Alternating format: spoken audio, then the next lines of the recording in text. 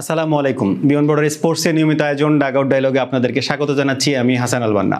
বাংলাদেশ শ্রীলঙ্কার ওয়ানডে উপলক্ষে আমাদের আজকের আয়োজন powered by Kishan's mom's magic, minister noodles, supported by spine sports physiotherapy clinic. প্রতিদিনের ন্যায় আমাদের সঙ্গে উপস্থিত থাকেন ম্যাচ অ্যানালাইসিসের জন্য দুজন অতিথি। আজকে আমাদের সাথে অতিথি হিসেবে উপস্থিত আছেন Hannan Sarkar, former cricketer Bangladesh national cricket team, former selector Bangladesh cricket team, coach under 17।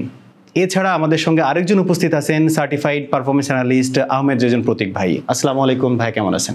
আলহামদুলিল্লাহ। আমি সবার আগে যেটা বলতে চাই, একটা জয়, রুদ্ধশ্বাস জয়, এবং 16 রানের এই জয়টাকে কিভাবে দেখছেন ভাইয়া?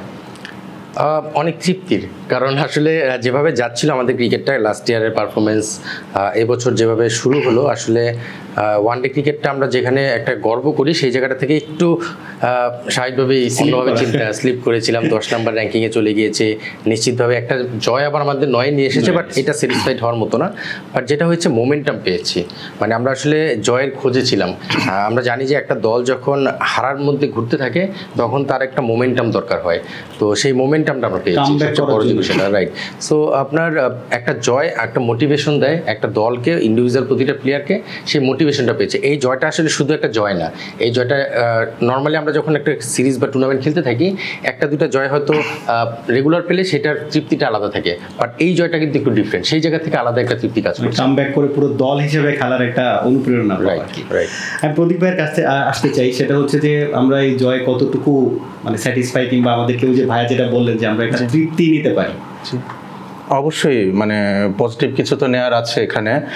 বিশেষ করে আমরা যদি গতকালকের ম্যাচটা পার্টিকুলারলি দেখি, কুশাল মেন্ডিস যেভাবে ব্যাট করছিলেন, একটা পর্যায়ে কিন্তু মনে হচ্ছিল যে ম্যাচ থেকে আমরা সম্পূর্ণভাবে বের হয়ে গিয়েছি। যদিও একটা প্রবাবিলিটি ছিল যে বলটা পুরনো হয়ে গেলে স্পিনাররা ম্যাচে আসবেন, ঠিক আছে, একটা দুটো উইকেট পড়লে আমরা কামব্যাক করতে পারবো, বাট উনি যেভাবে ব্যাটিং করছিলেন, একটা ব্যাটসম্যান আসলে ছন্দে চলে আসলে তাকে কিন্তু আউট করা খুব ডিফিকাল্ট হয়। ধরেন একটা ব্যাটসম্যান নতুন ক্রিজে আসলেন, তাকে শুরুতে আউট করা একটা বিষয় থাকে, কিন্তু যখন উনি রিদেমে চলে যান সেই মুহূর্তে কিন্তু তাকে আউট করা খুব মানে কষ্টসাধ্য বিষয় হয়। তো আমার একটা পর্যায়ে মনে হচ্ছিল the way Mendis was batting, বাংলাদেশের জন্য হার্ডলি পসিবল ছিল ম্যাচটা কম্পিটিটিভ করার। সেখান থেকে ম্যাচটা আমরা বের করে এনেছি, অবশ্যই সাধুবাদ জানাচ্ছি বাংলাদেশ ক্রিকেট টিমকে। আমরা এর আগের অ্যানালাইসিসে আমরা হচ্ছে সামি ভাই এবং ভাইয়ের কাছ থেকে একটা জিনিস যেটা জানতে চাচ্ছিলাম, যে এই কলাপসের রিজনগুলো সামি ভাই ডিসক্রাইব করছিলেন, ভাইয়াও ডিসক্রাইব করছিলাম। আপনার কাছে সেম জিনিসটা যদি জানতে চাই, যে ফার্স্ট ম্যাচের মতোও কিন্তু কলাপস করার একটা চান্সেস ছিল, যেমন কমেন্টেটররা বলছিলেন যে আমরা কি সেকেন্ড ম্যাচের আবার ফার্স্ট ম্যাচের সিনারিও দেখতে পাচ্ছি কিনা, কারণ দুইটা রান আউট নিয়ে আমরা অবশ্যই কথা বলবো। তো আসলে এই জিনিসটা কেন? কারণ শারজাতেও আমরা দেখেছি এবং রিসেন্ট টাইমে কিন্তু কলাপসটা হচ্ছে। কালকে পুরোপুরি অর্থে কলাপস না বললেও আমরা back to back wicket lose করেছি, যেটা খুবই ভয়ঙ্কর আর কি। বিশেষ করে লিমিটেড ওভার্স ক্রিকেটে আপনি back to back wicket lose করলে পরবর্তীতে যারা ব্যাটসম্যান আসবে তাদেরকে একটু ধরে খেলতে হবে, সেক্ষেত্রে কিন্তু আপনি রান রেটেও পিছিয়ে যাবেন। ওয়ান ডেতে তো আপনার একটা ব্যালেন্স করে চলার বিষয় থাকে। তো আমি যদি বলি যে আমার কাছে মনে হয়েছে যে বর্তমান যে স্কোয়াডটা বাংলাদেশের ওডিআই খেলছে, আমাদের টেকনিক্যাল কিছু সমস্যা বা ম্যাচ অ্যাওয়ারনেসের কিছু বিষয় রয়েছে। এটা শুনতে খারাপ লাগলেও সত্যি, এটা মেনে নিতে হবে আমার মতে আর কি। বিশেষ করে গতকালকে যখন দেখি যে মেহেদী হাসান মিরাজ যখন গতকালকে ব্যাট করতে নামলেন, সাথে সাথে কিন্তু শ্রীলঙ্কা পেসার ইন্ট্রোডিউস করলেন, ঠিক আছে। তাহলে ওই মুহূর্তে তো নর্মালি যারা আমরা ক্রিকেট বুঝি, ফিল্ড সেট আপ দেখলে কিন্তু বোঝা যায় যে তারা কি প্ল্যানে বল করবে। যখন দেখলাম যে আমার ডিপ ফাইন লেগ আছে, ডিপ স্কোয়ার লেগ আছে, বাউন্সার অ্যাটেম্প্ট করবে বোলার, আপনার কিন্তু শর্টে কোনো ফিল্ডার ছিল না, ঠিক আছে। তো ইনিশিয়ালি আপনি যেটা করতে পারতেন যে আপনি বলটা হাওয়ায় না ভাসিয়ে জাস্ট বাউন্সারটা সেফলি নেগোশিয়েট করে 3-4 ওভার খেলার পর একটু থিত হওয়ার পর যখন আপনি উইকেটের গতির সাথে ইউজড হবেন, তারপর হয়তো আপনি নিজেকে ব্যাক করতে পারতেন যে আমি শর্টটা অ্যাটেম্প্ট করলে 6 হবে।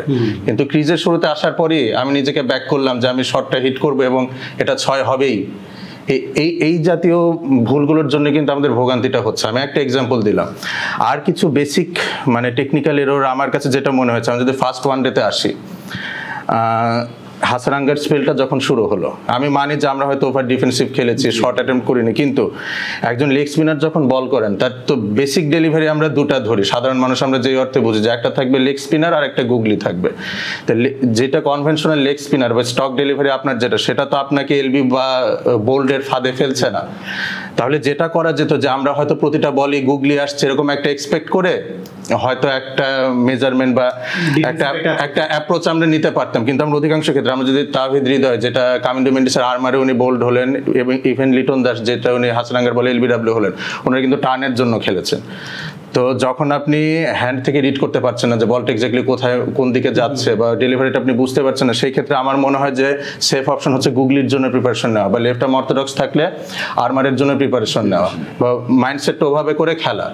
তো আমার মনে হয় কি যে টুকিটাকি বিষয়গুলো যদি ম্যানেজমেন্ট একটু কথা বলে, বা আমরা জানি তারা তো ইন্টারন্যাশনাল ক্রিকেট খেলছে, ডোমেস্টিক খেলে এসেছেন, এগুলো তো আসলে তারাও জানেন খেলছেন যারা, কিন্তু তারপরও মনে হয় যে একটু আবার ফাইন টিউনিং এর কিছু বিষয় রয়েছে। কারণ বিষয়টা কেমন যে বাংলাদেশ যখন চেস করছে বর্তমান সময়ে, আমরা যখন একটা টার্গেটকে অ্যাপ্রোচ করছি, অপোনেন্ট কিন্তু এই অপেক্ষাটাই থাকছে যে কখন একটা উইকেট পড়বে বা সেখান থেকে তারা একটা সুযোগ নেওয়ার চেষ্টা করবে। তো এই ঘটনাগুলো তো নর্মালি নন প্রফেশনাল টিমের ক্ষেত্রে ঘটে, যারা নিয়মিত ওডিআই খেলে অভ্যস্ত না, বা আমরা যাদেরকে ছোট টিম বলে থাকি, সেই ক্ষেত্রে কিন্তু আমরা এরকম একটা স্নিফ খুঁজি যে উইকেট একটা পড়লে সেখান থেকে হয়তো আমরা ব্যাটিং লাইন আপটা পুরোটা গো থ্রু করতে পারবো। তো বাংলাদেশ এতদিন ধরে ওডিআই খেলছে, সেই ক্ষেত্রে যদি অপোনেন্ট আমাদেরকে নিয়ে এরকম একটা ভাবে, বা আমরা নিজেরাও যদি আশঙ্কায় থাকি, তা আমার মনে হয় এই জায়গাটা একটু বিস্তারিত কাজ করার সুযোগ রয়েছে। আমরা অনেক ডিটেল শুনছিলাম। আমি হানান ভাইয়ের কাছে একটা জিনিস জানতে চাই যে আপনার একটা প্রেডিকশন ছিল যে মিরাজকে আমরা 4-এ দেখতে চাই, এবং আপনি এটা খুব স্ট্রংলি বলছিলেন যে 4-এ এস্টাবলিশ হওয়াটা উচিত। মানে 4-এ কিন্তু ফার্স্ট ম্যাচে খেলেনি, 6-এ খেলছিল, বাট এক ধাপ উন্নতি হয়ে 5-এ খেলছে। এখন কি মনে হয় যে না 5-এই ওকে থিত করা উচিত অত বছরে? কারণ সাকিব কিন্তু 5-এই খেলতো এক সময়। বেসিক্যালি 4-5 সিমিলার পজিশন আমার কাছে, এই জন্য যে 3-এ খেলা আর 6-এ খেলার মধ্যে পার্থক্য রয়েছে। 4-5 এই দুইটা পজিশনকে আমরা সেমভাবে চিন্তা করি। স্বাভাবিকভাবে 3 যে খেলে সাধারণত তাকে ওপেনারে কিছুটা ফিল থাকতে হয়, ওপেনার হিসেবে চিন্তা করি, বা ওপেনার ব্যাটসম্যান অনেক সময় 3-এ খেলে। কিন্তু 4-5 যারা খেলে তারা কিন্তু সলিড মিডল অর্ডার, এই দুইটা পজিশন। 6 নাম্বার থেকে আবার লোয়ার মিডল অর্ডার শুরু হয়। সো 4-5 এই পজিশনটা এক স্টেপ আগে পরে হতেই পারে, সেটা অ্যাকর্ডিং টু টিম কম্বিনেশন বা সিচুয়েশন বুঝে অনেক সময় একটা ব্যাটিং অর্ডার আগে পরে হতে পারে, যেটা আমাদের কোচিং আমরা করেছি, বা আমাদের যখন আমরা বিভিন্ন টিমের সাথে কাজ করি সেই জায়গাটা এরকম ফ্লেক্সিবিলিটি থাকে। তো সেই জায়গাটা কালকে হয়তো বা হৃদয়কে 4-এ পাঠিয়ে মিরাজ 5-এ খেলেছে, এটা টিমের একটা প্ল্যান হতে পারে। বাট মিরাজ বেসিক্যালি আমি 4-এ এই জন্য বলছিলাম, এই দুটো ম্যাচের আগের প্রিভিয়াস রেকর্ড মিরাজকে 4-এ খেলার ব্যাপারে সাপোর্ট করে। ঠিক একইভাবে হৃদয় কিন্তু 5-এ পারফর্ম করেছে প্রিভিয়াস রেকর্ড বলে, সেই জায়গা থেকে আমি এইভাবে চিন্তা করছিলাম। বাট এই 4 আর 5 এই পজিশনটা আমি খুব বেশি চিন্তিত না। আমার কাছে মনে হয় টিম ম্যানেজমেন্ট এখানে যে কোনোভাবেই চিন্তা করতে পারে আগে পরে করে, বাট 4 বা 5 এই পজিশনে মিরাজ খেলা উচিত। বিকজ যখন আপনার এই ধরনের কন্ডিশনে খেলা হবে, যেখানে 250 রানের খেলা হয়, সেখানে কিন্তু স্ট্রাইক রেটটা খুব বেশি ম্যাটার করে না, সেখানে ম্যাটার করে একজন ব্যাটসম্যানকে অ্যাঙ্কর রোল প্লে করতে হবে।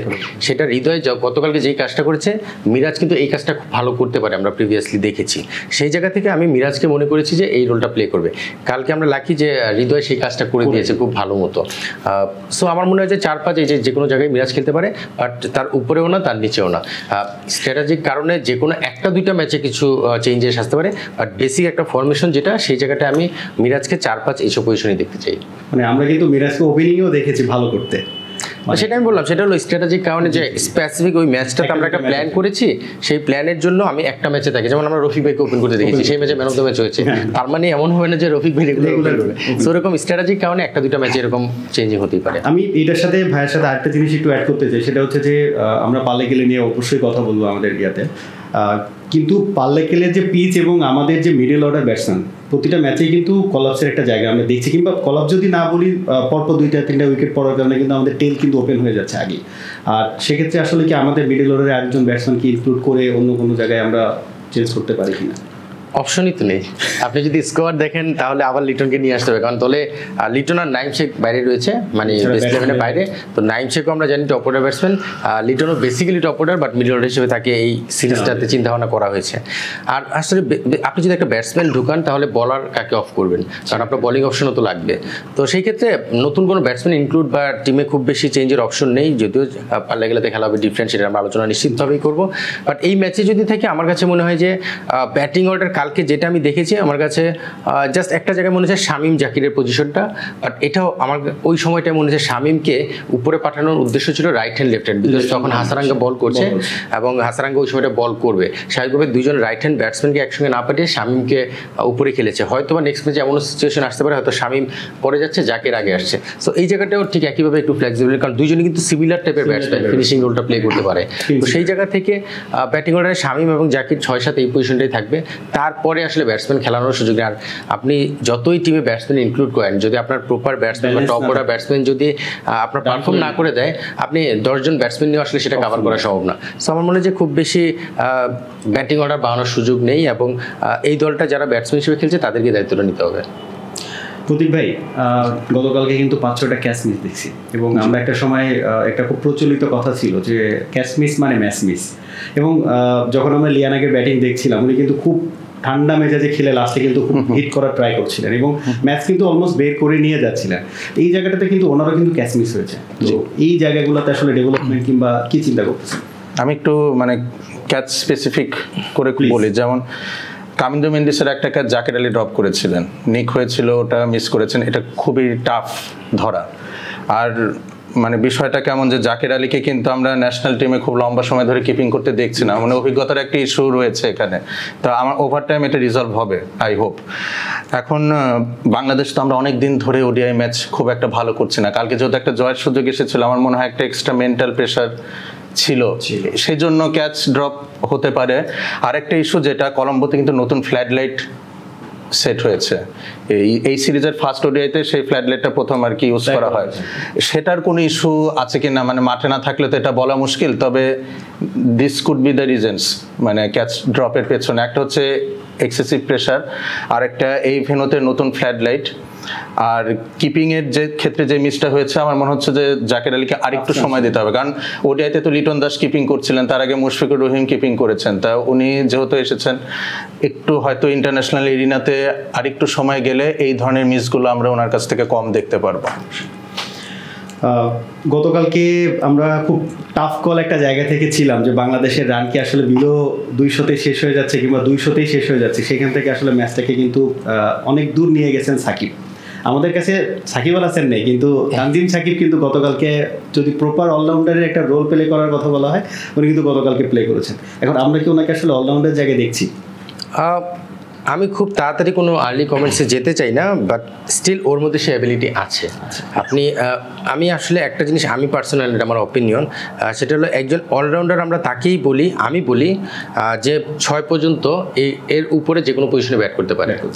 ইভেন 7 নাম্বার হলো সামটাইমস ওকে, মানে 7 পর্যন্ত যারা ব্যাটিং করতে পারে, আপনি 6-এর উপরে যে কোনো সময় পাঠাতে পারবেন, তাদেরকে আমি অলরাউন্ডার ট্রিট করি। বাকিরা হলো সাপোর্টিং রোল প্লে করে। ফর এক্সাম্পল, আপনি সাকিব আল হাসান টপ অর্ডারে ব্যাট করতে পারতো, মিরাজ টপ অর্ডারে ব্যাট করতে পারে, আপনি 4-5-6 ওপেন যে কোনো পজিশনে খেলা যাবেন, এদেরকে আমি বলি প্রপার অলরাউন্ডার। আর সাকিব যে ব্যাটিংটা করে, আপনি কখনো টিম সাজানোর সময় ওকে 7 নম্বর পজিশনে বা 6 নম্বর পজিশনে ধরে টিম সাজাবেন না। সো দ্যাট মিনস ও হলো সাপোর্টিং প্লেয়ার, ও প্রপার অলরাউন্ডার না। প্রপার অলরাউন্ডার আর সাপোর্টিং রোলটা প্লে করা ডিফারেন্ট। সাকিবের মধ্যে অ্যাবিলিটি আছে 8 নম্বর পজিশনে ব্যাটিং করার মতো।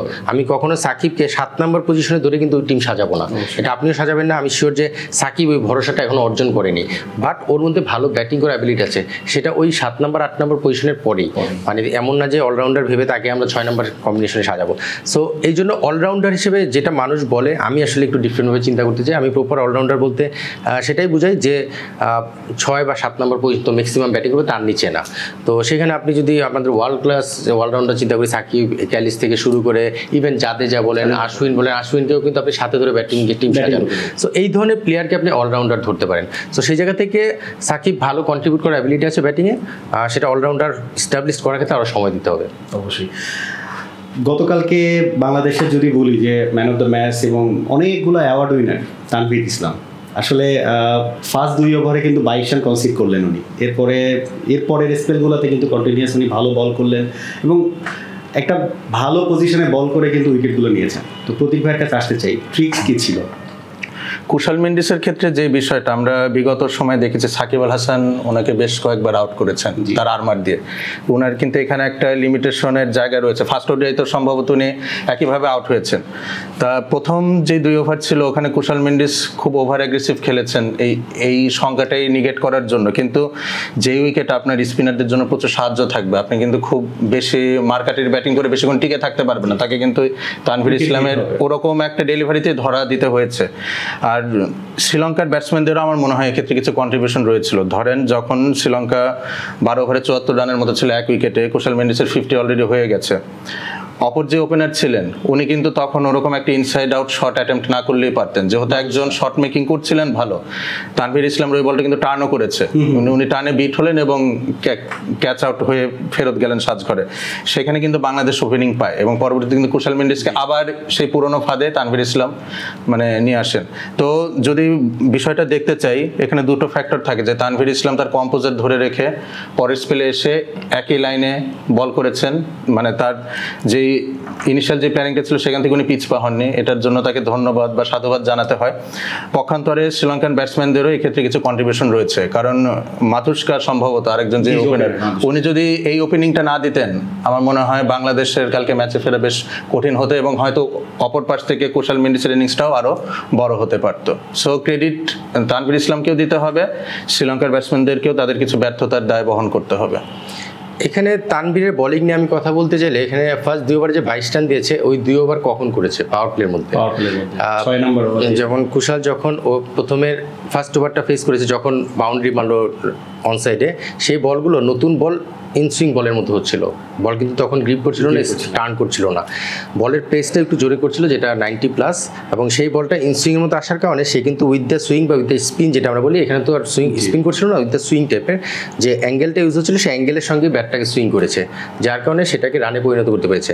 পরে যেটা হয়েছে, তানভীরকে আবার বিরাট যখন নিয়ে আসলো, তখন কিন্তু পাওয়ার প্লে শেষ বলটা একটু পুরনো হয়েছে, আমি বলবো না অনেক পুরনো হয়েছে, বাট তখন কিন্তু বলটা একটু নিচু হচ্ছিল এবং বলে কিন্তু কিছু কিছু বল টার্ন করছিল। এই উইকেটের সবচেয়ে বড় যে সমস্যাটা, এই ধরনের উইকেটে যেটা বলছিল প্রতীক, যে এই ধরনের উইকেটে আপনি সবসময় শর্টস খেলে সার্ভাইভ করতে পারবেন, একটা সময় আউট হওয়ার সম্ভাবনা তৈরি হয়ে যাবে। সেটার কারণটা হচ্ছে, এই উইকেটটার ক্যারেক্টারটা যদি দেখেন, মিডল ওভার স্পিনাররা কেন ভালো করে, আপনি দেখবেন কিছু বল টার্ন করছে, কিছু বল স্কিড করছে। নর্মালি আমরা যদি একটা স্পিন উইকেট দেখি বা একটা স্কিড উইকেট দেখি, আপনি দেখবেন হয়তো স্কিড উইকেট হলে বা ব্যাটিং উইকেট হলে সেটাতে টার্ন করবে না, একটা বাউন্স থাকবে এবং সোজা সোজা বল আসবে, ছোটো ছোটো টার্ন হতে পারে। কিন্তু এই উইকেটটার সমস্যাটা হচ্ছে, একই জায়গার বল কিছু বল টার্ন করছে, কিছু বল স্কিড করে সোজা আসছে, আনইভেন একটা ক্যারেক্টার থাকে। এই কারণেই কিন্তু মিডল ওভারে স্পিন খেলাটা খুব চ্যালেঞ্জিং হয় এবং এই মাঠের রেকর্ডও সেটা বলে দিচ্ছে।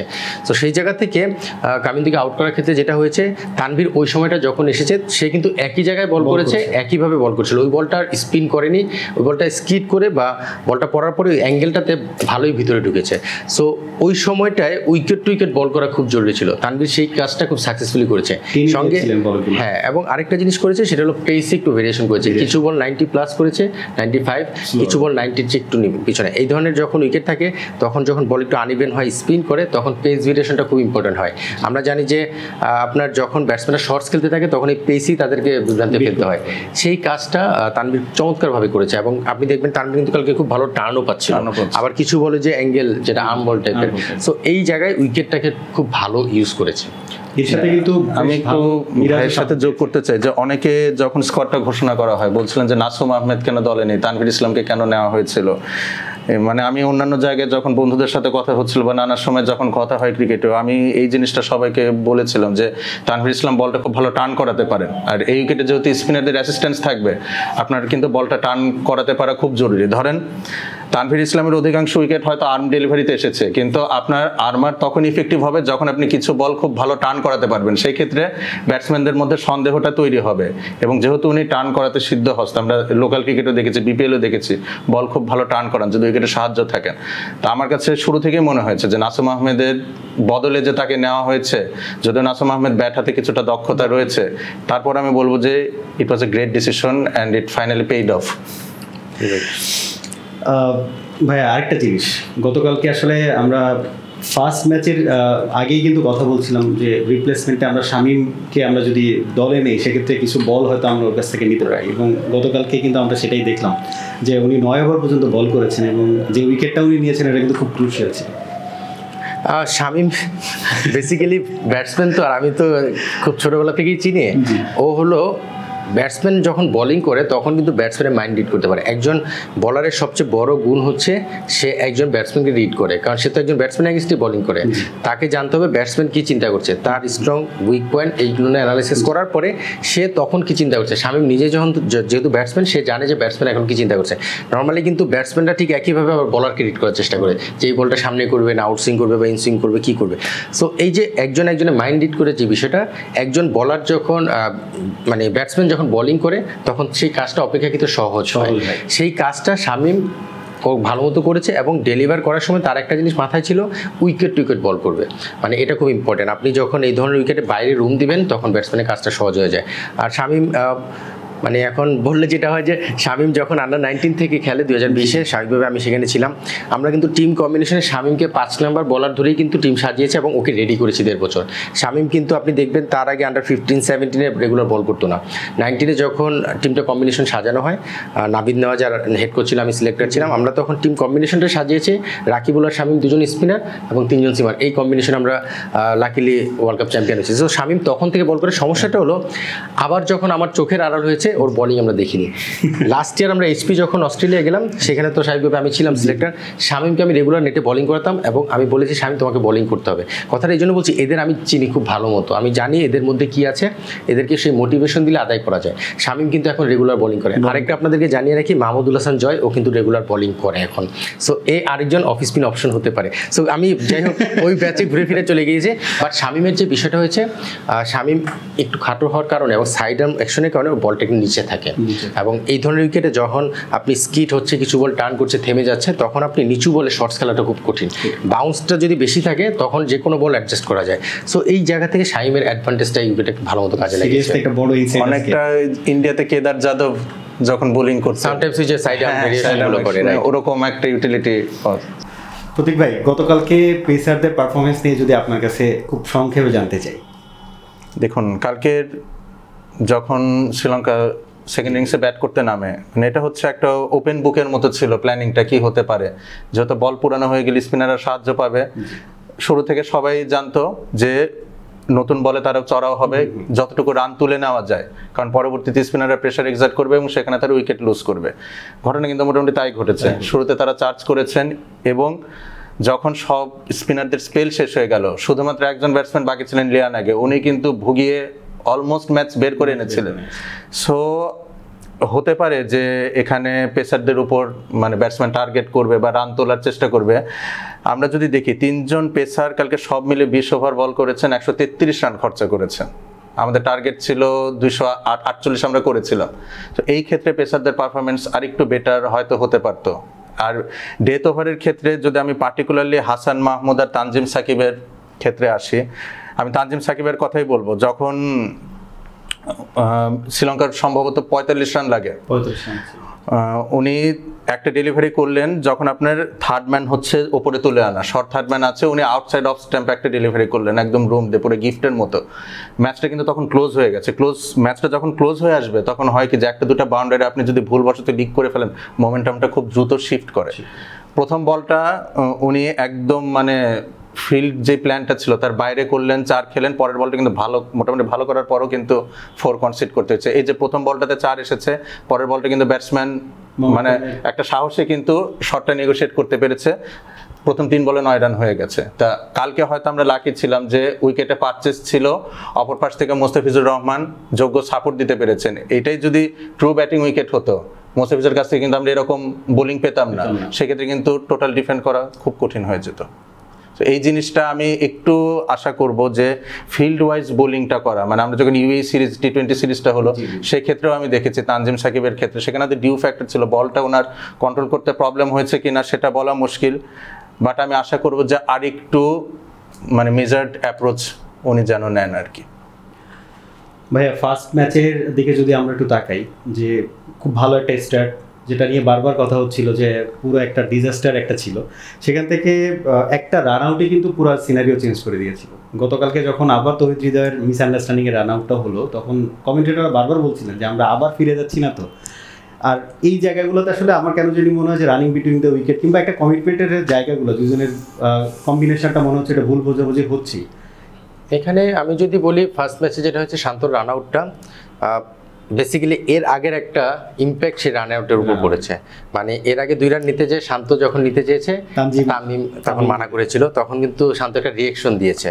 তো পরের বার যখন 2 রান নিতে গেছে শান্তর কল ছিল, শান্ত কল দিয়েছে, তামিম সেখানে স্বাভাবিকভাবে রেসপন্স করেছে এবং এটা তার কাজ। বেসিক্যালি রেসপন্সটা সেখান থেকে করা উচিত, বিকজ যার ডেঞ্জার তার কলেই কিন্তু রানিং বিরুদ্ধে এটা করতে হয়। তো সেখান থেকে শান্তটা এটা পুরোটা একটা ভালো একটা থ্রো বলতে হবে, ফিল্ডিংও ভালো হয়েছিল, এক হাতে ধরে যেভাবে থ্রো করেছে একদম উইকেটের উপর, ভালো একটা ফিল্ডিংও ছিল। গতকালকে যেটা হয়েছে এটা হলো প্রপার মিসআন্ডারস্ট্যান্ডিং। তো সেটাতে কিভাবে হয়েছে, যখন বেসিক্যালি আমরা যখন ব্যাটসম্যানরা রান নেয়, ফার্স্ট রান নেওয়ার সময় মাঝখানে যখন তারা ক্রস করে তখন কিন্তু একটা কমেন্টস হয়, সেটা হলো লুক ফর 2 অর 1 অর 2টা হতে পারে, এরকম কিছু একটা কিন্তু মানে কমেন্টস আদান প্রদান হয়। তো সেখানে হয়তো বা যখন ক্রস করেছে সাকিবের সঙ্গে হৃদয়ের হয়তো তখন একটা আলোচনা হয়েছে 2 এর জন্য দেখিস, তখন হয়তো সাকিব বলছে ওইখান থেকে রিটার্ন করার সময় হয়তো ধারণা করেছে 2 হবে। আমার ধারণা ফার্স্ট কলটা ইয়েস বলেছিল, হৃদয় কিন্তু সেটার উপর বেস করে রানিং শুরু করে। যখন সাকিব দেখেছে যে আর কাভার করার সময় নো বলেছে, বাট বিষয়টা হলো ওই জায়গাটা হিট অফ দ্য মোমেন্টে অনেক ঘটনা ঘটে। তো সাকিব তখন ছেড়ে দেওয়া উচিত ছিল, মানে সাকিব অবশ্যই যাওয়া উচিত ছিল, হৃদয়কে ছাড়া উচিত ছিল, হৃদয় স্ট্রাইকে থাকা জরুরি ছিল। বাট যে কোনোভাবে মিসআন্ডারস্ট্যান্ডিং হয়েছে, নিশ্চিতভাবে তারা এটা কথা বলবে, কারণ এরা খুবই ক্লোজ, আমি জানি, মানে একসঙ্গে তো অনেকদিন থাকা এদের সঙ্গে, সাকিব হৃদয় এরা কিন্তু একসঙ্গে অনেকদিন যাবত, সো তারা খুবই ক্লোজ। সাকিব ছোটো ভাই হৃদয়ের। তো আমার মনে হয় যে কালকে ওই সময় হিট অফ দ্য মোমেন্টে হৃদয়ের একটা রিয়েকশন দেখেছি, বাট নিশ্চিতভাবে এই জিনিসটা হিট অফ দ্য মোমেন্টে হয়েছে, তারা এটা নিয়ে আলোচনা করবে। এবং পরে কিন্তু আমরা দেখছি সাকিব যখন বোলিং করছে হৃদয় যে আবার চেয়ার করছিল, সো এই বিষয়গুলো হিট অফ দ্য মোমেন্টে হয়ে যায়। বাট এগুলো ঘটনাটা আসলে কিন্তু কমেন্ট্রি যে বিষয়টা আলোচনা হয়েছিল সেটাই করতে পারতো যদি সাকিব 33 রানে ইনিংস না খেলতো। সো আমার মনে হয় যে সাকিব সেটা কভার করে দিয়েছে। সো আমরা লাকি যে সাকিব হৃদয়কে রান আউট হওয়ার পরেও সাকিব সেটা ব্যাটিং কভার করেছে, গিলটি ফিটনেসটা কালকে কভার করে দিয়েছে। সো আমার মনে হয় যে এটা হয়, বাট এটা হলে স্বাভাবিকভাবে টিমের উপর যে একটা ব্যাড ইম্প্যাক্ট পড়ে সেটা ফার্স্ট ম্যাচেও দেখেছি, গতকালকেও পড়েছিল, তাকে আমরা ওভারকাম করেছি। আর আরেকটা বিষয় হয় কি, অনেক সময় কিন্তু ওই সিচুয়েশনে যেটা বারবার প্রতীক বলছিল যে প্রেশারটা কিন্তু আসলে এটা আমরা যারা ওইখানে প্র্যাকটিক্যালি না থাকি তারা ওটা ফিল করতে পারবো না। আমরা স্বাভাবিকভাবে আমরা বাইরে বসে যখন খেলা দেখি তখনও কিন্তু নিজের অজান্তে একটা প্রেশার ফিল করি, কি হচ্ছে কালকেও যেমন একটা নার্ভাসনেস চলে আসে। সো প্লেয়ার যখন ওইখানে করে অপেক্ষাকৃত, আমি নিজেও যেহেতু ওই জায়গাটায় ছিলাম এক সময়, ওইটা কিন্তু দর্শকের মতো এত বেশি হয় না, কিন্তু ওই জায়গায় এক্সট্রা কিছু করার তাগিদ অনেক সময় কাজ করে, যেটা ওভার এক্সাইটমেন্ট চলে আসে। ওই জন্য রক্ত গরম থাকে, বডি খুব ব্লাডগুলো অনেক বেশি চলতে থাকে, তখন অনেক সময় হিট অফ দ্য মোমেন্টে হয়। বাট আমি শিওর যে এটা থেকে ওভারকাম যারা করতে পারে তারাই সাকিব আল হাসান হয়, তারাই তামিম ইকবাল হয়, মুশফিকুর রহিম হয়। সো সময়ের সঙ্গে সঙ্গে তারাও হবে সেটা ইনশাআল্লাহ। আমরা দর্শকদের উদ্দেশ্যে একটা জিনিস জানিয়ে দিতে চাই, তৃতীয় ওয়ানডেটা 8ই জুলাই এই আমরা যে স্টেডিয়ামে লাস্ট 2টা ওয়ানডে দেখেছি এখান থেকে চেঞ্জ হয়ে পাল্লেকিলেতে খেলাটা যাচ্ছে। এবং আমরা যদি এই স্টেডিয়াম কিংবা এই পিচ নিয়ে যদি মাঠের সম্পর্কে একটু কথা জানি, সেটা হচ্ছে যে এখানে 43টি ওয়ানডে হয়েছে এখন পর্যন্ত, এবং সেকেন্ড ইনিংসে ব্যাটিং করার দল 56% উইন পার্সেন্টেজ নিয়ে আছে, এবং এই মাঠের হাইস্ট রান 381 রান, যেটা হচ্ছে শ্রীলঙ্কা করেছিল আফগানিস্তানের বিপক্ষে খুবই রিসেন্ট টাইমে। আর এটা যদি সংক্ষেপে বলি, এটা একটা পেস বান্ধব একটা উইকেট। এটা নিয়ে আসলে আমরা জানতে চাইবো আমাদের দুজন গেস্টের কাছে। প্রতীক ভাইয়ের কাছে আগে আসতে চাই। আচ্ছা, রিসেন্ট টাইমে পাল্লেকেলে অনেক রান প্রডিউস করেছে, তো আমরা ওডিআইতে মানে যেরকম একটা ফরমেশনে খেলতে পছন্দ করি যে রান 260-70 এরকম রেঞ্জের মধ্যে থাকবে, আগে ব্যাট করে আমরা এই রানটা করব, পরে হয়তো ডিফেন্ড করব, বা আমরা যদি পরবর্তীতে ব্যাট করি 250-এর বেশি রান হলে কিন্তু এখন আমরা চেস করতে বেশ স্ট্রাগল করি।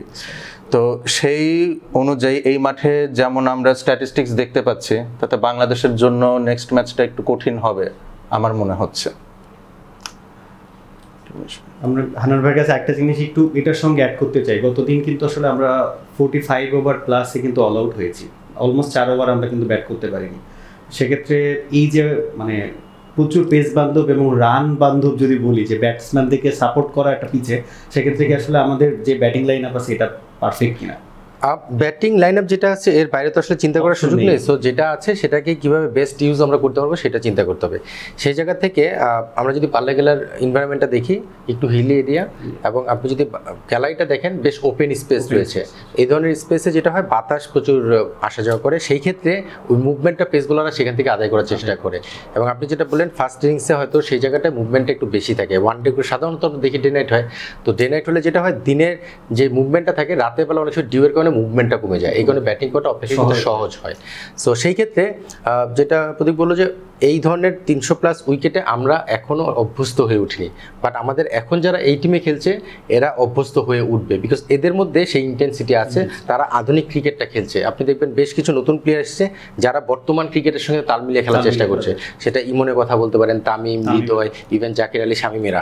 সো আমার মনে হয় আমি নেক্সট ম্যাচে কী হবে সেটা এখনই বলা কঠিন, তবে এই ম্যাচটাতে 280 থেকে 300 রানের খেলা হবে এটা আমরা ধরে নিতেই পারি। তো সেই ক্ষেত্রে আমাদের ব্যাটসম্যানরাও খুব যে মানে পারবে না সেটা আমি বিশ্বাসী না, কারণ এদের মধ্যে অ্যাবিলিটি আছে। যেমন তামিম, ইমন যে ধরনের শর্টস খেলে পেস বলে যেহেতু বাউন্সটা ভালো থাকবে, মুভমেন্টের সঙ্গে যদি অ্যাডজাস্ট করে খেলতে পারে ভালো রান করা সম্ভব। আর যদি পরে ব্যাটিং করি সেটা তো অপেক্ষাকৃত ইজিয়ার হয়, এবং রেকর্ডও তাই বলে যে চেস করা অপেক্ষাকৃত ইজি। তবে আমার কাছে যেটা মনে হয় আমাদের পেস বোলার যারা খেলবে, ফর এক্সাম্পল নেক্সট ম্যাচ হয়তো তাসকিন আবার ব্যাক করবে, ওকে ওয়ার্কলোডের কারণে হয়তো বা একটা ব্রেক দেওয়া হয়েছিল। এখানে চ্যালেঞ্জটা থাকবে পেস বোলারদের ডিফারেন্টভাবে।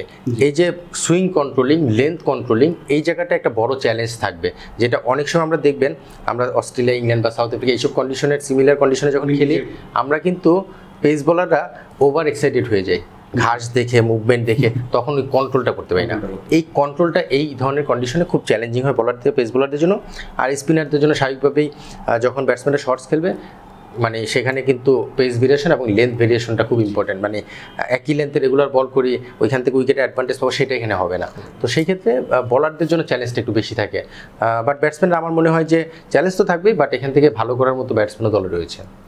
আমরা সেকেন্ড ম্যাচের যদি আমরা প্রেডিকশন নিয়ে আসবো, তার আগে যেটা জানতে চাই সেটা হচ্ছে যে বাংলাদেশের 3টা টি20-র জন্য কিন্তু দল ঘোষণা করা হয়েছে।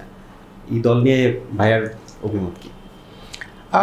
অনেকদিন পর সাইফুদ্দিন দলে ঢুকে এসেছেন, নাইম শেখ এসেছেন। বেসিক কিছু চেঞ্জেস আমরা ধারণাই করছিলাম, যেহেতু সৌম্য নেই আমরা ধারণাই করছিলাম হয়তো নাইম শেখ কন্টিনিউ করবে, শেখ মাহিদি ব্যাক করেছে, আজিজুল আমাদের টি20 স্পেশালিস্ট হিসেবে তাকে চিন্তা করা হয়। তানভীর নাসুমের যে বিষয়টা সেটাও কিন্তু একটা স্ট্র্যাটেজিক কারণে, কারণ আমরা জানি যে নাসুম যেই ধরনের বল করে টি20 মোর এফেক্টিভ হতে পারে, এবং রিসেন্ট পাস্টে কিন্তু ঢাকা প্রিমিয়ার লিগ বলি বা ডোমেস্টিক ক্রিকেটও ভালো পারফর্ম করে যাচ্ছিল।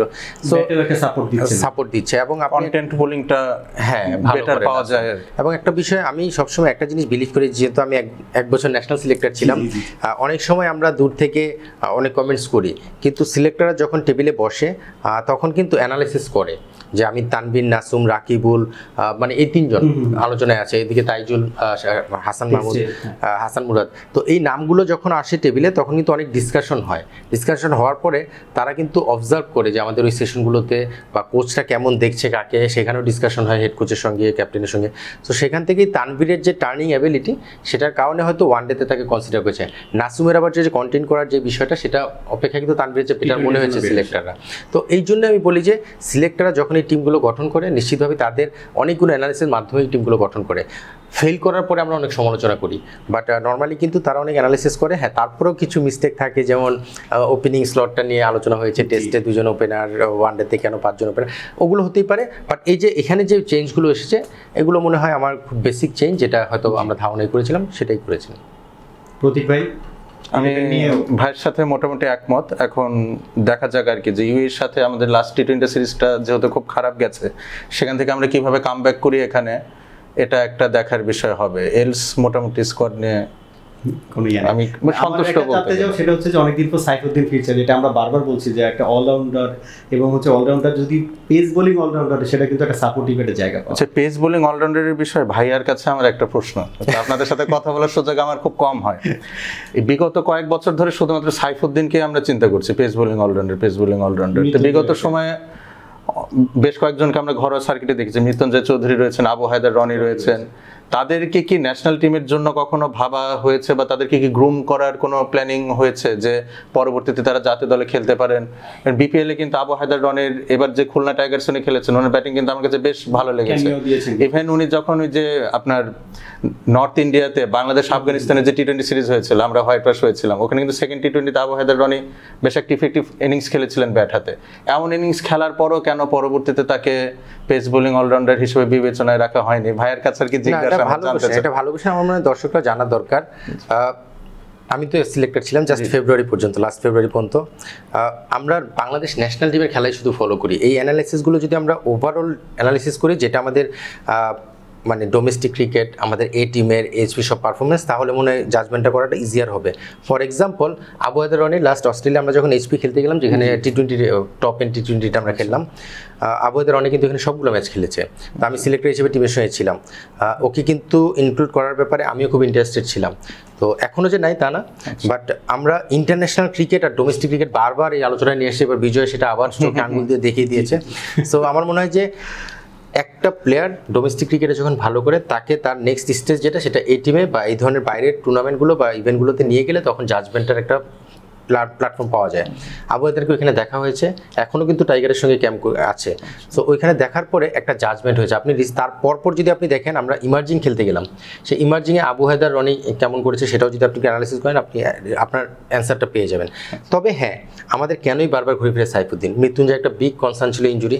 এবার আবহানিতে আমার সঙ্গেই ছিল ঢাকা লিগে, ও পুরোপুরি ফিট, পুরোপুরি একদম রেডি টু গো, এই স্টেজে আছে সেটা বলবো না আমি। সো ওইখানে একটা অবজারভেশনে সে কিন্তু টাইগার স্কোয়াডের সঙ্গে রয়েছে। সাইফুদ্দিন বাদে এই মুহূর্তে আমাদের খুব বেশি অপশন নেই, দুটোই বলতে গেলে। হ্যাঁ, দুটোই বলতে গেলে একই জিনিস। আরেকটা বিষয় হচ্ছে সাইফুদ্দিনের যে বিষয়টা, সাইফুদ্দিনকে অনেকে মনে করে ওয়ান ডে তো কনসিডার করা যেত। সাইফুদ্দিনের যে কন্ডিশন, এটা যেহেতু আমি বারবার ঘুরে ফিরে সিলেক্টরের কথাটা আসছি, বিকজ আমি ওখানে ছিলাম বলে আমি জানি, যেটা আমি হয়তো এখন যে বাইরে আমি অনেক কিছু বলতে পারবো না। সাইফুদ্দিনের সঙ্গে আমরা অনেকভাবে ডিসকাশন করেছি, অনেকভাবে চিন্তাভাবনা করে, ফিজিও কনসার্ন থেকে শুরু করে ফিটনেস ট্রেনারের কনসার্ন, সব জায়গা থেকে দেখেছি 10 ওভার বোলিং করার মতো স্টেজে সাইফুদ্দিন নেই, অন্তত ইন্টারন্যাশনাল ক্রিকেটে। ডোমেস্টিক হয়তো প্রিমিয়ার লিগ করে যাচ্ছে, বাট ইন্টারন্যাশনাল 10 ওভার করার মতো অবস্থা নেই। এই কারণে কিন্তু সাইফুদ্দিনকে ওয়ান ডে কনসিডারেশনের জায়গাটা খুব একটা থাকে না। টি-20 4 ওভার বোলিং করবে এবং 20 ওভারের খেলা, ইন্টেন্সিটি যদিও হাই, বাট ওই যে 4 ওভার বোলিং করে তাকে ফিট রাখার যে বিষয়টা, সেটা কনসিডার করা যায়। সো ওভারঅল অনেকগুলো ডিসকাশন। তবে আমাদের প্রসেসের মধ্যে আরও কিছু প্লেয়ার রয়েছে, মানে ক্রিকেট বোর্ডের প্রসেসে এরকম চিন্তাভাবনা, বিকজ ফোকাসে আমরা যদি দেখি আন্ডার 19 স্কোয়াডে রয়েছে এরকম মোহাম্মদ রিজওয়ানকে, রিজান আছে ওখানে, রিজান আছে 19-এ, রিজওয়ান চৌধুরী আছে এইচপিতে, আমি যেহেতু 17 দেখছি, 17 এরকম দুজন অপশন রয়েছে। সো আমরা এই জায়গাটা ফোকাস করছি, একটা স্টেজে যাওয়ার পরে তারপরে জাজমেন্ট করা যাবে যে তারা ইন্টারন্যাশনালের জন্য কতটুকু রেডি হবে। সো আমার মনে হয় যে পেস বোলিং অলরাউন্ডার, এই বিষয়টা বাংলাদেশ ক্রিকেট বোর্ডে খুবই কনসার্ন, এবং সিলেক্টর থেকে কোচ, আমরা যারা ক্রিকেট বোর্ডের সাথে বিভিন্নভাবে ইনভলভ, আমরা ওই জায়গাটা ফলো করছি।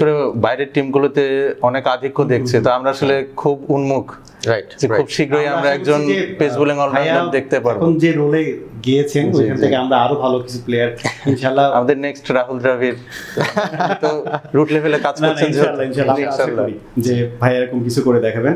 আমরা একবারেই শেষ পর্যায়ে চলে এসেছি, যদি একদম সংক্ষেপে বলি যে আমাদের 11টা কেমন হওয়া উচিত, কোনো চেঞ্জের চিন্তা করছেন কিনা ভাইয়ের কাছ থেকে? আমার কাছে মনে হয় একটা বেসিক চেঞ্জ, সেটা হলো তাসকিন টিমে ইনক্লুড হবে হয়তো, যেটা স্ট্র্যাটেজিক কারণেই বা ফিটনেস কনসার্ন এসব কারণেই হয়তো ব্রেক দেওয়া হয়েছিল। হাসান মাহমুদের জায়গায় হয়তো আমরা তাসকিনকে দেখতে পারি। আর আসলে আমি খুব বেশি চেঞ্জ দেখছি না, আমার মনে হয় যে সেম 11 নিয়ে আমরা কন্টিনিউ করবো। প্রতীক ভাই? আমি একটু শ্রীলঙ্কান টিমটা নিয়ে কথা বলছি। ওপেনিং স্লটে কিন্তু তাদের ব্যর্থতা দেখেছি আমরা বিগত 2 ম্যাচে, আর 2 ম্যাচেই ভালো খেলতে পারেনি। তবে ওনাকে হয়তো রিটেন করবে তারা। এই পাল্লে খেলেতে কিন্তু নিসানকার রেকর্ড খুব ভালো। শ্রীলঙ্কা যেই ম্যাচে 381 রান করেছিলেন, প্রথম নিসানকা সেখানে 210 রানের ইনিংস খেলেছিলেন। আবার আফগানিস্তানের সাথে ওই সিরিজে তৃতীয় ম্যাচে আফগানিস্তান শ্রীলঙ্কাকে 266 রানের টার্গেট দিয়েছিলেন, সেখানে শ্রীলঙ্কা 34 ওভার 5 বলে এই টার্গেটটা অ্যাচিভ করে, সেখানেও নিসানকার সেঞ্চুরি রয়েছে। সো এই উইকেট উনি খেলি উস্টু, ওনাকে হয়তো ড্রপ করবে না। আমি একটু অন্যভাবে ভাবছি যে কুশাল মেন্ডিস তো লাস্ট 2টা ওডিআইতে অনেক আর্লি ব্যাট করতে নেমেছেন, শুরুতে 2টো উইকেট পড়ে গিয়েছিল। সাদিরা সামারে বিক্রমাকে সাইড লাইনে রাখা হয়েছে, উনি কিন্তু খুব মানে দক্ষ একজন মিডল অর্ডার ব্যাটার। কোনোভাবে যদি কুশাল মেন্ডিসকে ওপেনিংয়ে পাঠিয়ে সাদিরা সামারে বিক্রমাকে মিডল অর্ডারে ইনক্লুড করা যায়, তাহলে কিন্তু তাদের ব্যাটিং লাইনআপটা অনেক বোল্ড স্টার্ট হবে আমার কাছে মনে হচ্ছে। এই জায়গায় একটা চেঞ্জেস ওনারা ভেবে দেখতে পারেন। আমি অবশ্যই মিলান রাতনায়কেকে ইনক্লুড করতে চাইবো, যেহেতু এখানে পেসারদের সহায়তা থাকবে। ওয়েলালাগের বদলে হয়তো ফার্স্ট ওডিআই খেলেছিলেন, উনি হয়তো রিটার্ন করবেন। ওনার মধ্যে কিন্তু থিসারা পেরেরার একটা শেড রয়েছে, মানে ওই সাউথ আফ্রিকাতে মুলডার যখন শুরুতে খেলা শুরু করলেন, অনেকে কিন্তু জ্যাক ক্যালিসের একটা ছায়া রয়েছে এরকম বলতেন, শুরুতে খারাপ করেছেন, এখন কিন্তু বেশ ভালোই করছেন মুলডার। একইভাবে রাতনায়কে আমি অনেক হাইলি রেট করছি এবং আমি এক্সপেক্ট করছি ওয়েলালাগের বদলে উনি ইনক্লুড হবেন। এই দুটো চেঞ্জ হয়তো করা যেতে পারে। আর একটা যদি আপনি পেস বোলিংয়ে ভ্যারিয়েশনের কথা চিন্তা করেন, দিলশান মাধুরশাঙ্কাকে যদি কোনো জায়গায় অকুপাইড করা যায়, আইদার আসিতা ফার্নান্ডো আর দুষ্মান্তা চামিরার জায়গায়, এটা হয়তো টিম ম্যানেজমেন্ট ভেবে দেখতে পারে। এটা গেল শ্রীলঙ্কান স্কোয়াড। বাংলাদেশ স্কোয়াডের ক্ষেত্রে আমি কিছু বোল্ড মুভ মানে দেখলে খুশি হতাম। আমি জানি না ভাইয়া হয়তো একমত হবেন না, তবে আমার চিন্তা ভাবনার জায়গা থেকে আমি বলছি যে সবাই তো এখন অনেক মানে বলছেন যে তানভীর ইসলাম 5 উইকেট পেয়েছেন লাস্ট ম্যাচে। একটাবার যদি আমরা ভেবে দেখি যে রিশাদ হোসেন তো কালকে মনে ফিটই দেখেছি, ওনাকে ফিল্ডিং করতে দেখেছি, যেহেতু উইকেটটা ফ্ল্যাট থাকবে, প্রচুর রান হবে, এখানে কিন্তু একজন রিস্ট স্পিনার খুব কার্যকরী হতে পারেন। যেই উইকেটে ধরেন আপনার পারচেস থাকে, সেখান থেকে ফিঙ্গার স্পিনারদের ভালো করে ইজি হয়। যেখানে আপনার উইকেটে স্পিনারদের জন্য কিছু নাই, সেখানে কিন্তু মানে আপনার ভালো করাটা একটু কঠিন, সাপোর্ট তো থাকছে না উইকেট থেকে। তো অনেকে হয়তো বলতে পারেন যে তানভীর ইসলাম আগের ম্যাচে 5 উইকেট পেয়েছেন, এই ম্যাচে তাকে ড্রপ করলে কেমন দেখায়। তবে আমি মানে ব্যক্তিগতভাবে এটা দেখলে খুব খুশি হব যে রিশাদ হোসেনকে ইনক্লুড করা হলো, তাহলে উনি বাড়তি পারচেসটা পাবেন। আর হচ্ছে মোস্তাফিজুর রহমান, উনি অবশ্যই ওয়ার্ল্ড ক্লাস বোলার, ওনার প্রতি শ্রদ্ধা রেখে আমি বলছি ট্রু ব্যাটিং উইকেটে ওনার পারফরমেন্স কিন্তু খুব একটা ভালো না। কালকে শুরুতে উনি যেইভাবে পিটুনি খেয়েছেন নতুন বলে, আর পুরনো বলে যদি উনি পারচেস না পান, ডেথ ওভারে কালকে বাংলাদেশ ওই ডেথ ওভারই ম্যাচ থেকে হয়তো বের হয়ে যেতে পারে। তো সেই ক্ষেত্রে আমি যেইভাবে অ্যাপ্রোচ করার কথা ভাবছি যে মিড ওভার্সে কালকে স্পিনাররা খুব একটা ইফেক্টিভ হবে না, ওখানে যদি কুইক একজন বোলার দেওয়া যায়, মিডল ওভার্সে উইকেট নেওয়ার ক্ষমতা রাখতে পারেন, সেই ক্ষেত্রে তাস কিন্তু ওপেনিংয়ে বল করবেন, সেই ক্ষেত্রে যদি পসিবল হয় নাহিদ রানাকে ইনক্লুড করা। এখন উনি কেমন শেপে আছেন, ওনার ফিটনেস কি অবস্থায় রয়েছে, এটা তো টিম ম্যানেজমেন্ট ডিসাইড করতে পারবে। সেক্ষেত্রে তাহলে মুস্তাফিজ আমি তাসকিন আহমেদ এবং তানজিম হাসান সাকিব ওপেন করবেন, এবং হয়তো 10 ওভারের পর স্পিনার আসবেন, মেহেদী মিরাজ, রিশাদ হোসেন বল করবেন। যখন একদম মিড ওভার্সের খেলা হবে, খেলাটা কিন্তু কালকে ডিসাইড হবে মিড ওভার্সে, কারণ এই যে বড় স্কোরগুলো হয়, আপনি প্রথম 30 ওভারে নর্মালি যেই রান করবেন, পরের 20 ওভার উইকেট হাতে থাকলে সেই রানটা হয়। মিডল ওভার্সে কালকে উইকেট নেওয়াটা খুবই ক্রুশাল হবে। তো সেই ক্ষেত্রে যেহেতু স্পিনাররা খুব একটা পারচেস পাবেন না কালকে, রিশাদ হোসেন আর নাহিদ রানা কিন্তু কালকে তুরুপের তাস হতে পারে। আমি একটু আউট অফ দ্য বক্স আর কি ভেবে দেখেছি, এটা হয়তো হবে না, তবে আমার মনে হয় খুব একটা খারাপ ট্যাকটিক্সও হবে না। ভাই আপনার কাছে জাস্ট সংক্ষেপে জানতে চাও, বাংলাদেশ এবং শ্রীলঙ্কার দুই টিমের এক্স ফ্যাক্টর কারা হতে পারে? এটা প্রথম ম্যাচের পরে বলেছিলাম, তৌহিদের কথা বলেছিলাম, রান করেনি, গতকালকে সেটা কাজ করেছে। আমার কাছে মনে হয় এই ম্যাচটায় টপ অর্ডার থেকে একজন, মানে আমি শান্তকে দেখতে পাচ্ছি, হয়তো বা যদি শান্ত ফিট থাকে, ও যদি রেডি থাকে, আমার মনে হয় শান্ত ব্যাটিং ডিপার্টমেন্টটায় অন্যরকম একটা রোল প্লে করতে পারে এই ধরনের উইকেটে। লম্বা ইনিংস দেখতে পারি আমি শান্তর কাছ থেকে। আর বোলিংয়ে যদি আমি দেখি, আমার কাছে মনে হয় এই উইকেটে তাসকিন একটা ডিফারেন্স তৈরি করে দিতে পারে বোলিং ডিপার্টমেন্টে। সো এই দুই সাইড থেকে আমার এই দুজনের মনে হচ্ছে তুরুপের তাস হতে পারে বা অ্যাঙ্কর রোল প্লে করতে পারে। ভাইয়ের কাছে যদি শ্রীলঙ্কার টিমের কথা জানতে, প্রথম নিশানকা বিগত 2টো ম্যাচে ফেল করেছেন, যেহেতু তার এই উইকেটে ট্র্যাক রেকর্ড ভালো, নিশানকার কাছ থেকে কালকে আমি একটা বড় ইনিংস এক্সপেক্ট করছি। আর পুরো ওডিআই সিরিজে কামিন্দু মেন্ডিসকে আমি খুব অফ দেখছি ব্যাট হাতে, একটা বড় ইনিংস ওনার ডিউ রয়েছে। সো শ্রীলঙ্কার ব্যাট হাতে আমি দুইজন হ্যাঁ তারা হয়তো ভালো করবেন আমি আশা করছি। আচ্ছা, একবারে মানে একটা ওয়ার্ডে যদি আমরা জানতে চাই, কালকে প্রেডিকশন কি? আমরা কি সিরিজ জেতার মতো চিন্তা ভাবনা করতে পারি কিনা? ভাইয়া তো obviously neutral point of view থেকে ফার্স্ট দুইটা অ্যানালাইসিসে দেখেছি যে ভাই ইমোশনাল জায়গা থেকে এবং মানে একদম ম্যাচের অবস্থায় ভাই একটা কথা বলেছেন, আমরা কি ওটাই ধরে নিচ্ছি নাকি ভাইয়ের একটা এক্সপেকটেশন আছে? আমার কাছে মনে হয় এই ম্যাচটা জেতার পরে আমাদের যে মোটিভেশন, যে মেন্টাল অবস্থা রয়েছে এবং প্লেয়ারদের যে কনফিডেন্স লেভেলটা রয়েছে, এই ম্যাচটাতে অন্তত আমরা 50-50 অবস্থায় থেকে শুরু করতে পারি, মানে ব্যাকফুটে না। প্রতীক ভাই, আমার মতে অ্যাডভান্টেজ শ্রীলঙ্কা, যেহেতু বিগত সময়ে তারা এই মাঠে খুব ভালো খেলেছে, আর অনেক রানের ম্যাচগুলোতে আমরা খুব একটা ভালো করে থাকি না। ধরেন এই যে আমি যে লাস্ট স্ট্যাটিস্টিক্সটা দিলাম যে আফগানিস্তানের 266 রান তারা 34 ওভারে কাভার করেছে এবং তাদের বোলিং লাইন আপটা কিন্তু বেশ ফর্মিডেবল। সো বোলারদের জন্য কালকে অনেক বড় চ্যালেঞ্জ থাকবে যদি উইকেটটা ফ্ল্যাট হয়ে থাকে। সে এই একটা জায়গায় হয়তো বাংলাদেশের একটা শঙ্কার জায়গা, কিন্তু যদি আমরা বাংলাদেশের ব্যাটিংয়ের কথা চিন্তা করি, উইকেটে যদি বোলারদের তেমন সহায়তা না থাকে, টপ অর্ডারের পারভেজ হোসেন ইমন, তানজিদ তামিম বা নাজমুল হোসেন শান্ত, এখান থেকে একটা বড় ইনিংস সাথে ডিউ রয়েছে, একটা সেঞ্চুরি পাওয়া উচিত কালকে। নাজমুল হোসেন শান্ত খুবই ক্রুশাল হবেন কালকে, কারণ এই উইকেটে যে বিগত ম্যাচগুলো রয়েছে আপনার টপ 3 থেকে কিন্তু প্রতি দলই একটা করে বড় ইনিংস রয়েছে, না হলে কিন্তু আপনি টিকতে পারবেন না এই ম্যাচে। আর নাজমুল হোসেন শান্ত সেই ক্যাপাবিলিটি রয়েছে, প্রথম দুটো ম্যাচে উনি স্টার্ট পেয়েছেন কিন্তু মানে ক্যাপিটালাইজ করতে পারেননি। উনি যে সেকেন্ড ওডিআইতে আউট হলেন শ্রীলঙ্কার বলে, কিন্তু লেন্থটা খুব সুন্দর পিক করেছিলেন, মানে দুর্ভাগ্যবশত ফিল্ডারটা একদম হাত বরাবর পড়েছে। সো নাজমুল হোসেন শান্ত কালকে বাংলাদেশের মানে ট্রাম্প কার্ড হতে পারেন আর কি। ধন্যবাদ হান্নান ভাই এবং প্রতীক ভাইকে তাদের গুরুত্বপূর্ণ ইনসাইট দেওয়ার জন্য এবং ম্যাচের বিশ্লেষণের জন্য। আমরা আপনাদের কাছে জানতে চাই আপনাদের মতামত জানিয়ে আমাদেরকে কমেন্ট করবেন আমাদের কমেন্ট বক্সে। আর আপনাদের সঙ্গে আবার দেখা হচ্ছে তৃতীয় রাউন্ডের শেষে গুরুত্বপূর্ণ কিছু ইনসাইট এবং ম্যাচের বিশ্লেষণ নিয়ে। ততক্ষণ পর্যন্ত ভালো থাকবেন, সুস্থ থাকবেন। বিয়ন্ড বর্ডার্সের সাথে থাকার জন্য ধন্যবাদ। আসসালামু আলাইকুম।